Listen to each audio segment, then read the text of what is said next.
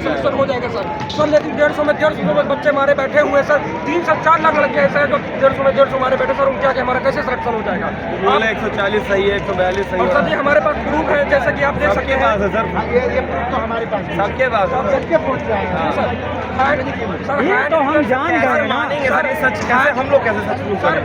भर्ती बोर्ड कहता है कि ये एडिट हुआ है, लेकिन हम मानते हैं तुम्हारी बात एडिट हुआ है। हम कोई जांच एजेंसी नहीं है सर, हम एक स्टूडेंट, हम पढ़ाई करते हैं। हमारा काम ये नहीं कि हम जांच करेंगे सर, जांच करना आपका काम है। हम आपके सामने सबूत रख रहे हैं, साक्ष्य रख रहे हैं, आप उसकी जांच करिए। जांच करके मुझे आश्वासन दीजिए, हाँ नहीं हुई, अगर नहीं हुई तो कारण बताइए हमें पूरा क्लियर बताइए। स्वतंत्र जांच करिए, कौन कौन जांच में है, कौन कौन नहीं है, पूरा क्लियर हमें बता दीजिए कि मतलब नकल नहीं हुई है, हम लोग संतुष्ट हो जाएंगे। लेकिन अगर एक भी शिफ्ट लीक हुई है तो कौन सा मतलब इसका वो हो सकता है? मतलब आप हमें कैसे विश्वास दिला सकते हैं कि बाकी 2 शिफ्ट जो पहले हुई थी, 17 की पहली, 18 की पहली, वो लीक नहीं हुई है?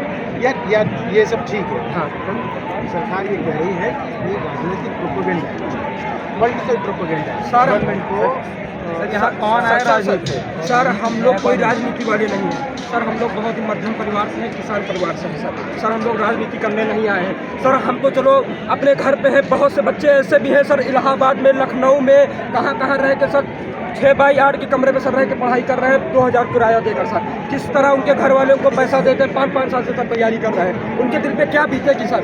और जो बच्चा सिर्फ एक रात पहले, 25 घंटा पहले सर अगर 150 क्वेश्चन रट के चला जाता है और 125-130 और से बेकार। और सर ये कह रहे थे पेपर नहीं लीक हुआ है, यही लखनऊ में एक लड़का बिहार का पकड़ा गया है सर, FIR कॉपी कृष्णानगर, कौन का राधन नहीं पेपर लीक हुआ है भाई? जी सर, वायरल हुई है, उसमें बकायदा लिखा गया है कि 150 में 147 पढ़ले होता तब में जनता में लीक होला कि ना होला, सर कैसे का होला? सोचिए, ऐसे लोग वर्दी पाएंगे जिसको 2-3 घंटा पहले पेपर मिल गया, उसकी क्षमता ये नहीं है कि वो 150 क्वेश्चन रट ले, वो पर्ची बना कर गया था सर। आप समझ रहे हैं सर, ऐसे लोग पुलिस में भर्ती होंगे जिनके पास ये क्षमता नहीं कि वो 150 क्वेश्चन रट ले। और सर जो हम लोग हैं, जो हम लोग चारों तरफ से, इधर से भी पढ़े हैं, उधर से भी पढ़े हैं, चारों तरफ से पढ़े हैं कि कहाँ से पेपर आ जाए सर। ऐसे लोग अगर नौकरी से वंचित हो जाएंगे तो देश का सर क्या होगा? और 10-10 लाख में सर अगर पेपर खरीदेंगे तो वही लोग आम जनता से वसूलेंगे सर पैसा। इस देश का सर कैसे देश आगे बढ़ेगा? सरकार कहती है कि हमारे देश की युवा जो है वो ताकत है सर, वो ताकत नहीं, वो सरकार को यार सरकार से अभी तो मैं कुछ नहीं कहूँगा, क्योंकि बस बात ये है कि जो भर्ती बोर्ड है वहीं से ये फॉल्ट हुआ है। जो पेपर लीक हुआ है वो यानी कि वो महीनों पहले लीक हो चुका था, पूरी की पूरी तरह से लीक करके, और 24 घंटा पहले से सभी के टेलीग्राम पर 100-100 रुपये में बढ़ गया। यहाँ तक कि मैं रहता हूँ जहाँ पर, वहाँ एक लड़का, ये तो बता दिया, पूरी कहानी बता दी। मैं ये समझना चाहता हूँ तो इसमें सरकार की नाकामयाबी ये है कि जब भर्ती बोर्ड या जो भी है तो उन पर ये इतनी सख्ती नहीं कर पा रहे हैं कि वो मतलब ये कितना कानूनी प्रक्रिया जो प्रशासन है या जो संस्थान है हमारे, वो इतने चाक चौबंद होने चाहिए कि एक भी पर मतलब प्रतिशत कहीं से भी लीक ना हो पाए।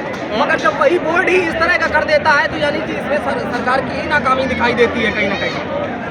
सरकार को यार साफ सुथरा एग्जाम कराए। सर एक बात और कहना चाहेंगे, सरकार के कह लेने से कितने अभी तक 2014 से कितने पेपर, हर एक पेपर लीक हो चुका है। जो है जितने भी पेपर हुए सभी पेपर लीक हुए हैं 2014 से लेकर के।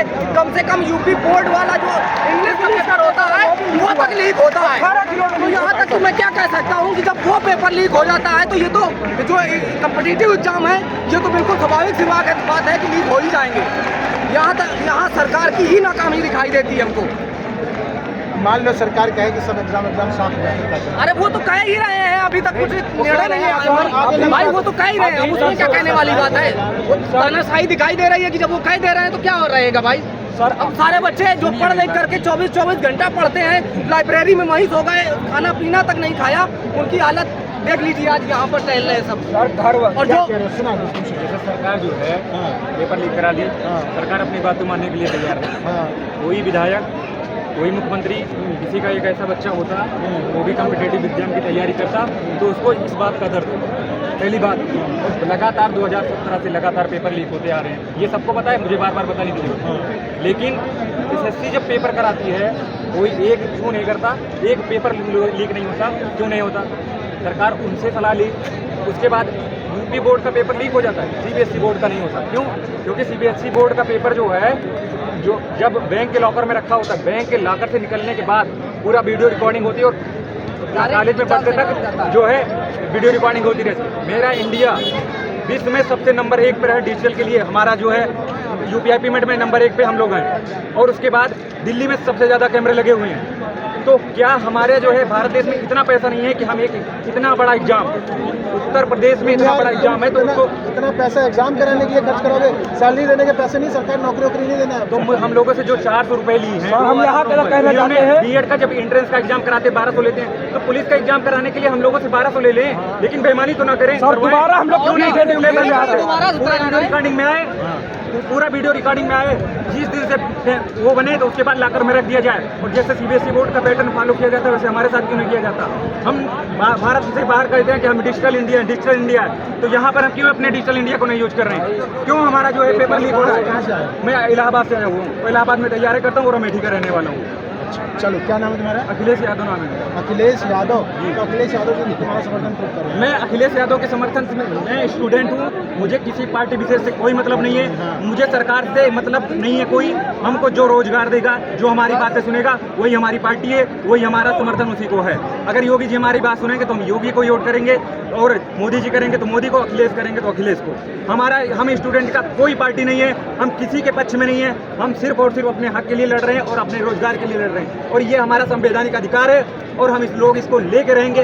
हम यहाँ से कब तक नहीं हटेंगे। वोट देना तुम्हारा संवैधानिक अधिकार? वोट देना हमारा संवैधानिक अधिकार है। और उसके बारे में क्यों बात नहीं करते? 2 महीने बाद, 1-1.5 महीने बाद जब इलेक्शन है, तो हर एक कैंडिडेट को जब वो गांव में वोट मांगने आएगा, अगर जो है हर गांव के बोर्ड के बाहर हम लोग ये चीज कह देंगे कि भर्ती जो है ऐसे ऐसे कराते हो, कृपया वोट मांगने गाँव में मत आना, वरना आप लोग सोच सकते हैं कि क्या होगा उनके साथ। अरे हम गरीब हैं, तभी तो हम जो है 30,000 की नौकरी के लिए मरते हैं।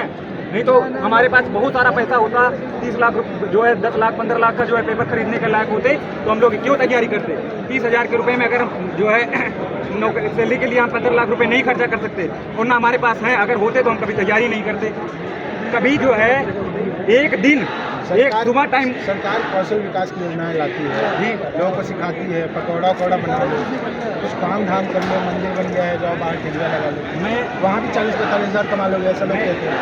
सरकार अगर शिक्षा खत्म कर देनी चाहिए। मेरा कहना है कि वो ऐसी मतलब टेक्नोलॉजी दे ताकि बच्चे शिक्षित हो, शिक्षा के लिए पकौड़ा तले, ना कि ये ठेलिया में लगाने के लिए तले। हम लोग ग्रेजुएट हैं, पोस्ट ग्रेजुएट हैं, पकौड़ा तलने के लिए हैं क्या? इसके लिए नहीं है। हम लोग रातों दिन मेहनत करते हैं। मेरी शादी हो चुकी है, ठीक है, मेरी पत्नी कंपनी में सिलाई करती है, उसके बाद मुझे पढ़ा रही है ताकि एक लोग लग जाए। मैं इतने गरीब घराने से आता हूँ, मेरे माता पिता क्या सपना है, मैं उनकी उम्मीदों को फक्र में बदलना चाहता था। उनकी फिक्र जो हो रही है रातों दिन की, मैं यही चाहता हूँ कि सरकार इस पुनः एग्जाम कराए और साफ सुथरे तरीके से कराए, ये नहीं कि फिर उसी तरह से धांधली करवा करके एग्जाम करा दे। हम ये कह रहे हैं कि गवर्नमेंट बता दे कि हमारे पास नौकरी नहीं है, तो लोग अपना बेरोजगार ढूंढे, क्यों फालतू को परेशान हो। 10 साल हो गए गवर्नमेंट बार कह रही है पैसा वैसा नहीं है, नौकरी नहीं मिलेगी, तो भर्ती ना निकाले ना, भर्ती ना निकाले, फिर क्यों भर्ती निकाल रही है, विज्ञापन क्यों जारी कर रही है? 400 रुपए लेकर के 2 अरब पैसा इकट्ठा हो गए, कहाँ जाएगा बताइए? बच्चे हम एक टाइम खाना बनाते थे सर, एक टाइम का खाना ही दोनों टाइम खाते थे सर। गांव से 10 किलोमीटर आकर के तैयारी करते थे, नेट नहीं है गांव में सर। क्या बताएं क्या कैसे हम तैयारी करते थे?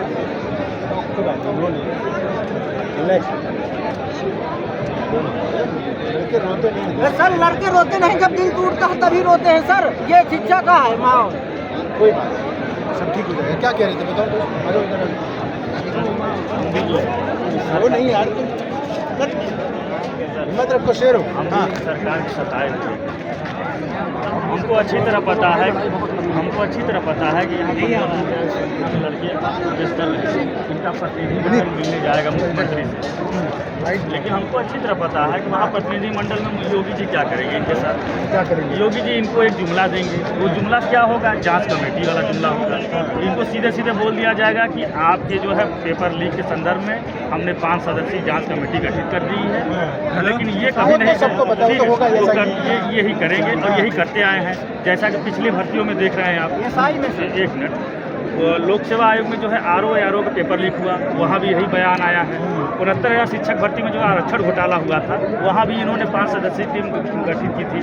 अभी तक जो है हमारे बीच जो है सामने बैठे हैं लोग आंदोलनकारी, 6800 शिक्षक जो बैठे हैं नियुक्ति के लिए। लाइट नहीं आ रही ना, ठीक है सर, अभी भी 6800 शिक्षक बैठे हैं नियुक्ति के लिए, दलित पिछड़े शिक्षक है। ठीक है, हमको अच्छी तरह पता है ये सरकार मोदी जी और बीजेपी नहीं चला रही है, ये सरकार कॉरपोरेट चला रही है। ये सीट यार, अरे कोई बात नहीं, क्यों सीट यार, 2 मिनट दो, खाली रहो यार। जनहित देखे तभी आ गया यार। ये देखे जर्नलिज्म वाले हैं आप यहाँ पर बोला, हम तो मोदी मीडिया खोज रहे हैं। स्टोरेज फुल हो गया, स्टोरेज फ्यूल हो गया।